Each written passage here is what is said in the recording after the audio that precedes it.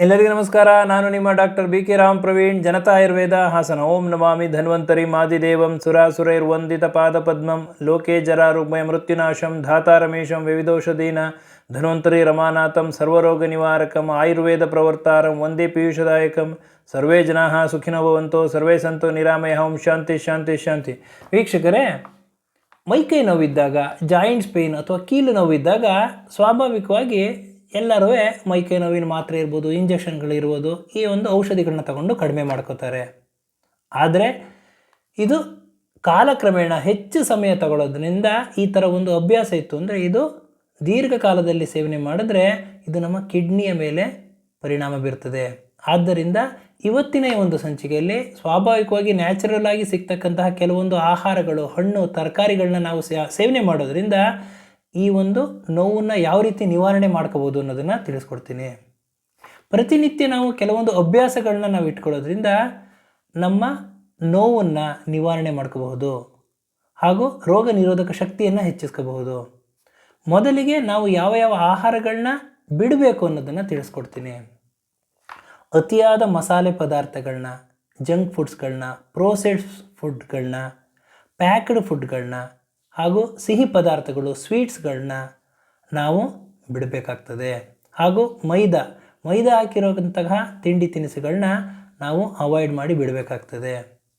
ಇನ್ನು ಯಾವ ಯಾವ ಆಹಾರಗಳನ್ನ ನಾವು ಸೇವನೆ ಮಾಡಬೇಕು ಅಂತಂದರೆ ಅರಿಶಿಣದಲ್ಲಿ ಕರ್ಕ್ಯುಮಿನ್ ಅಂತ ಒಂದು ಅಂಶ ಇದೆ.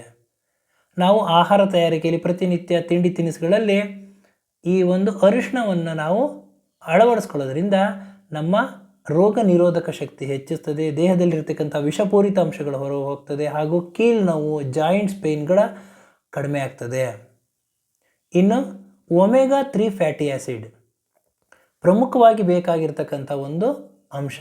ಒಮೆಗಾ 3 ಫ್ಯಾಟಿ ಆ್ಯಸಿಡ್ ಹೆಚ್ಚಾಗಿ ಇರ್ತಕ್ಕಂಥ ಆಹಾರ ಪದಾರ್ಥಗಳನ್ನ ನಾವು ಪ್ರತಿದಿನ ಸೇವನೆ ಮಾಡೋದ್ರಿಂದ ನಮ್ಮ ಆರೋಗ್ಯವನ್ನು ಕಾಪಾಡ್ತದೆ.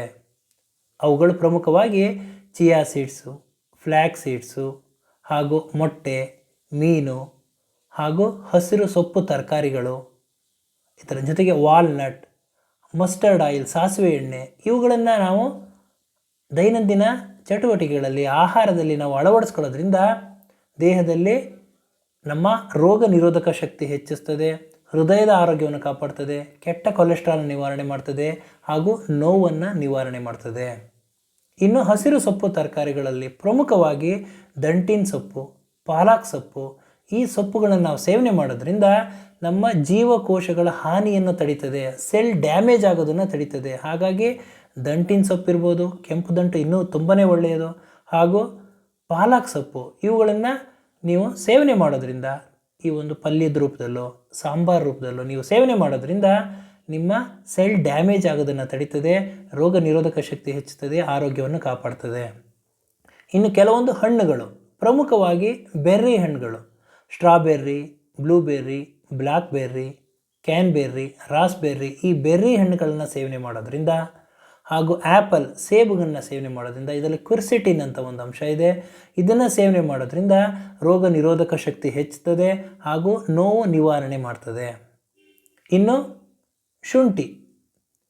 ಶುಂಠಿಯ ಒಂದು ಶುಂಠಿ ಟೀನ ಪ್ರತಿನಿತ್ಯ 1 ಗ್ಲಾಸ್ ಆದರೂ ನೀವು ಶುಂಠಿ ಟೀ ಕುಡಿಯೋದ್ರಿಂದ ನಿಮ್ಮ ಆರೋಗ್ಯವನ್ನು ಹೆಚ್ಚಿಸ್ತದೆ ಹಾಗೂ ಇಮ್ಯುನಿಟಿಯನ್ನು ಡೆವಲಪ್ ಮಾಡ್ತದೆ ಹಾಗೂ ನೋವು ನಿವಾರಣೆ ಮಾಡ್ತದೆ. ಪ್ರಮುಖವಾಗಿ ನಮ್ಮ ದೇಹದಲ್ಲಿ ನೋವು ಬರೋದಕ್ಕೆ ಕಾರಣ ಏನು ಅಂತಂದರೆ ನಿರ್ಜಲೀಕರಣ, ಡಿಹೈಡ್ರೇಷನ್ ಆಗಿದ್ದಾಗ ನಮ್ಮ ನೋವುಗಳು ಹೆಚ್ಚಾಗಿ ಕಾಣ್ತದೆ. ಆದ್ದರಿಂದ ಪ್ರತಿದಿನ ಹೆಚ್ಚೆಚ್ಚು ನೀರನ್ನು ಕುಡಿಯತಕ್ಕಂತಹ ಒಂದು ಅಭ್ಯಾಸವನ್ನು ಇಟ್ಕೊಳ್ಳಿ.